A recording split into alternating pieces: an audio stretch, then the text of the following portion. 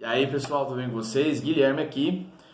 E hoje nós vamos falar sobre senhorio de Jesus. Cara, eu amo esse assunto, né? Sou apaixonado por esse assunto e vocês vão entender o porquê ao longo desse vídeo. E nós já falamos sobre o amor de Deus, né? Vou deixar no card aqui sobre pecado e salvação, vou deixar no card também, e sobre fé e conversão. Bom, senhorio de Jesus. Primeiro nós temos que ter noção do que é ser senhor, né? Noção de senhorio. Senhor é aquele que tem direito e autoridade sobre tudo, tudo. Então, por exemplo, antigamente existiu a história dos senhores feudais, né? E o que eram esses senhores feudais? Eles eram donos de tudo. Donos de espaço de terra, de domínio de autoridade. Ele era dono de muita coisa, né? De plantações, servos, escravos. Então eles mandavam em tudo. Eles quem davam as regras na vida dos seus servos, né? Então eles tinham tudo, né? Esses senhores. Beleza. Isso é noção de senhoria. Quando você é dono de tudo, as coisas te pertencem, é você quem comanda tudo. E aí o que é redenção? Significa resgate ou remissão. Ou seja, remissão é uma forma de extinção da obrigação pela qual o credor perdoa a dívida do devedor, não pertencendo mais exigi-la. Ou seja, eu compro você, vamos supor que você é o escravo, né, de um senhor aí. Eu vou lá e compro você. Só que aí, ao te comprar, eu te exonero das obrigações como escravo meu, né? Isso é redenção, isso é remissão. Então, assim, o que nós temos que entender é o seguinte, que toda dívida, ela tem que ser paga. Isso tem que acontecer. Então, antigamente, se alguém não tivesse recursos para honrar com seus compromissos, ele deveria dar o quê? Dar seus bens.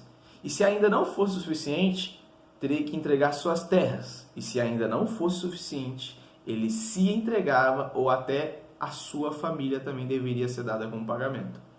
Então, dependendo do tamanho da tua dívida, e você não tem recursos para pagar a sua dívida, você pode ir desde dar os seus bens até se entregar e até a sua família também para ser escravo daquela pessoa ou daquele senhor, porque você não tem condições de pagar essa dívida. Acho que você vai lembrando um pouquinho sobre o que nós falamos brevemente sobre salvação no outro vídeo, né? Lembra? Que você não tem condições de apagar os teus pecados, você não tem condições de pagar essa dívida. Enfim, voltando aqui, vou deixar no card aqui em cima, caso você queira entender o que do que a gente falou. Ou seja, conclusão, se eu me endividar, o ponto de perder toda a minha posse e ainda ser levado como escravo, e meu irmão me resgatar, eu ainda seria um escravo.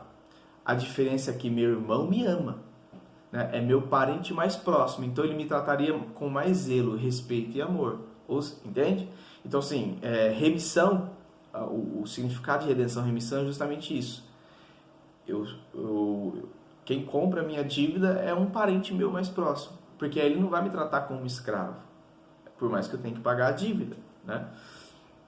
E foi isso que Cristo fez por nós. O homem se tornou escravo de Satanás, né, quando se rendeu ao pecado. E antes, rapidinho, assim, quem tem sido seu Senhor? Por quê? Porque melhor de quem você tem sido escravo? Porque a Bíblia diz que aquele que é vencido em algo se torna escravo de quem o vence, né? E aí você é escravo do quê? Da droga, da masturbação, do adultério, da mulher, do homem, do dinheiro, né? O que tem vencido você? Qual é o teu pecado que tem vencido? É ele que tem sido o teu Senhor.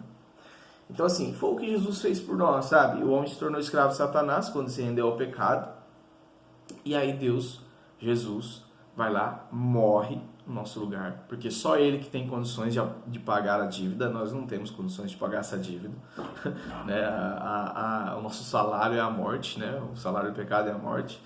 Somos frágeis, somos limitados, somos pequenos e não temos condições de pagar essa dívida. Então, é o que Jesus faz, morre no meu lugar. Por isso que em João 3,16 vem dizer, Deus amou tanto esse mundo que entregou o seu Filho único. E por que o diabo se assombrou do homem da terra que havia sido entregue ao homem?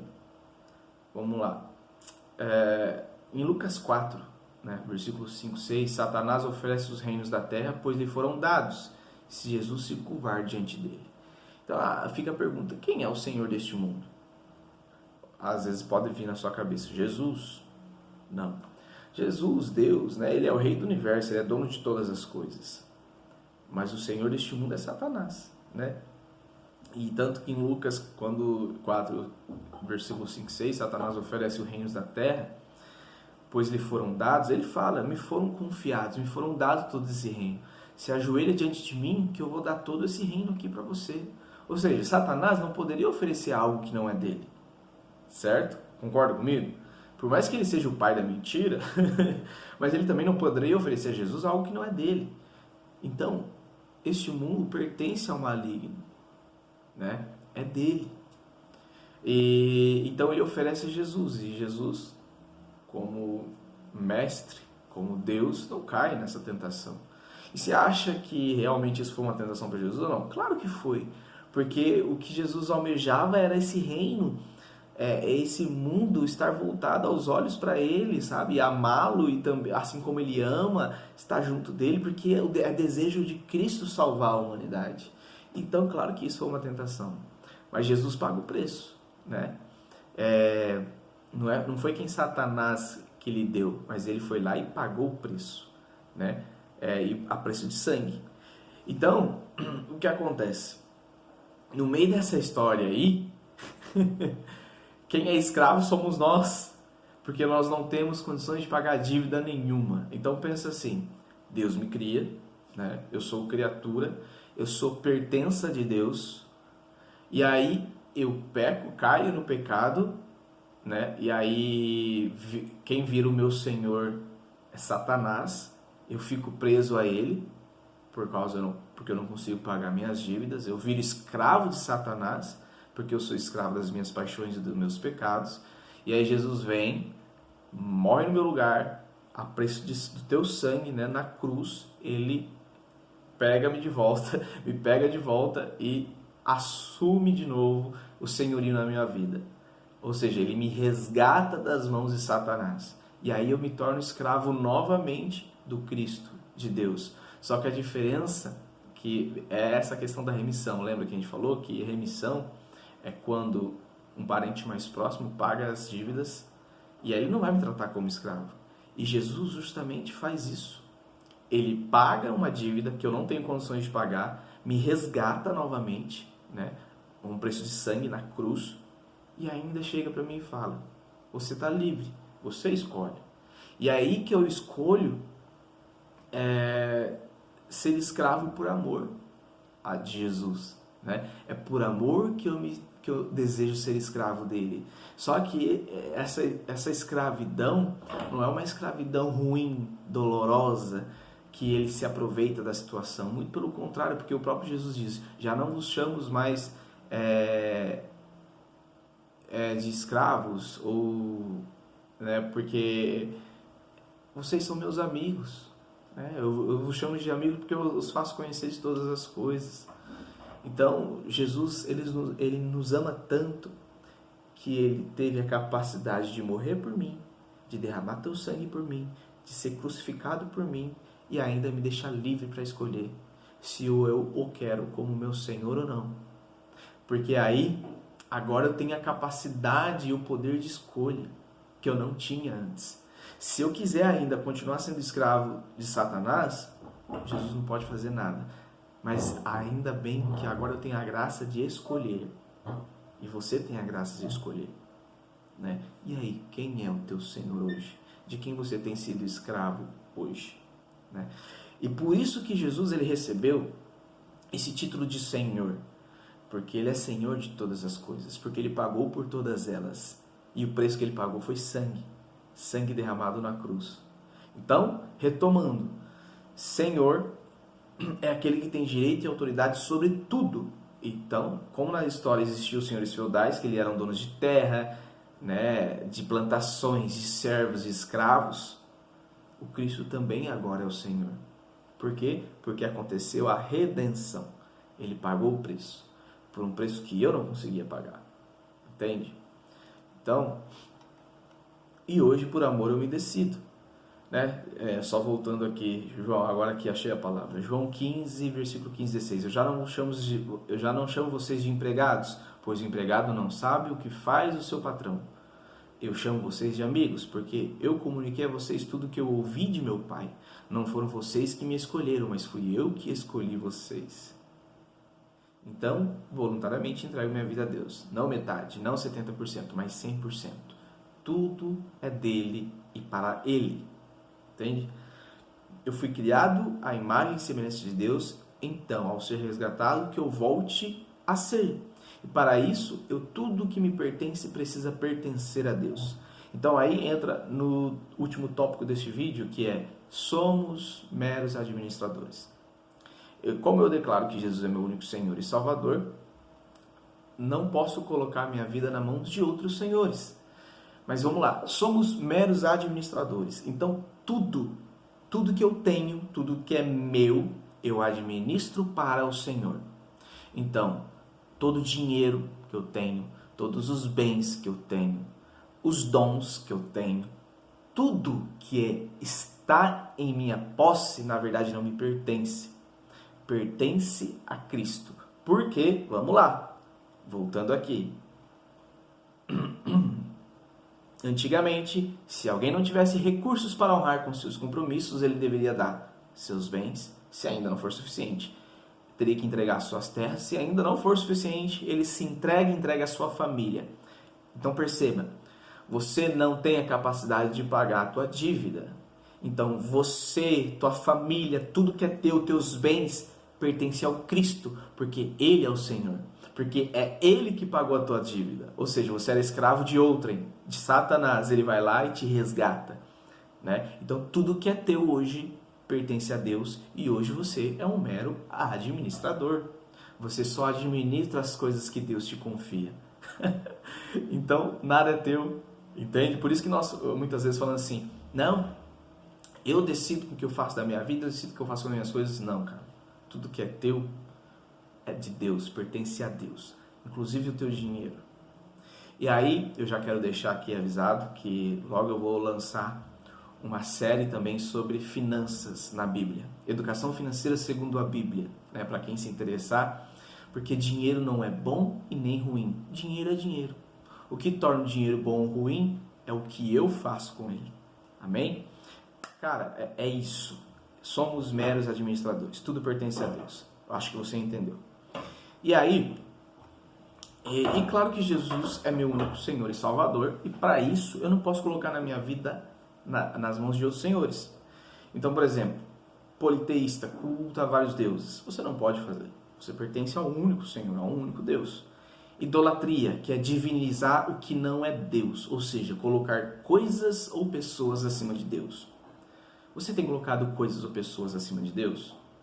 Porque é Ele que é o teu Senhor. Idolatria é isso, né? Colocar coisas ou pessoas no lugar de Deus, acima de Deus. Toda forma de adivinhação, recursos a Satanás ou demônios, evocação dos mortos, horóscopo, né? Astrologia, quiromancia, prática de magia ou feitiçaria, amuleto, né? Tem muita gente que tem o amuleto da sorte, a pata de coelho, a pimenta, alguma coisa assim. Não se deve usar amuleto da sorte, porque a minha vida, a minha sorte é Deus. Eu fico às vezes pensando, eu confio em horóscopo, gente.